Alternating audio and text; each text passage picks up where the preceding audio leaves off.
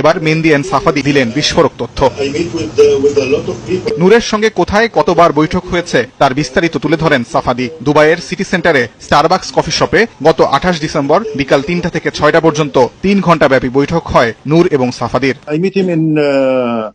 Mu'tasim Mall in Starbucks coffee shop. It was around 3 p.m. in December 28th. Around 3 hours, we finished the meeting.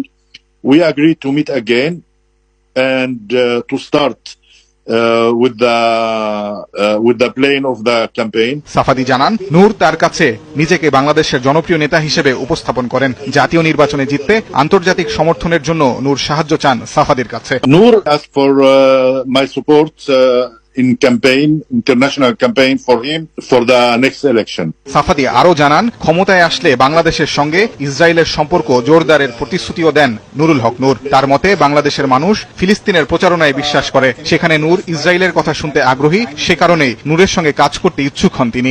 His ideology, it's kind of close to my ideology. He want to open the doors between Israel and Bangladesh. বৈঠকে ইসরায়েলের মানুষের প্রতি নূর সহানুভূতিশীল বলে তুলে ধরেন এবং ফিলিস্তিনের স্বাধীনতাকামী গোষ্ঠীগুলোকে সন্ত্রাসী সংগঠন বলে আখ্যায়িত করেন বলে জানান ইসরায়েলের সাবেক এই গোয়েন্দা। People in Bangladesh which go with the Palestinian propaganda and they don't want to hear about the other side. Noor understand that the Palestinian organizations try by terror to get back or to take lands.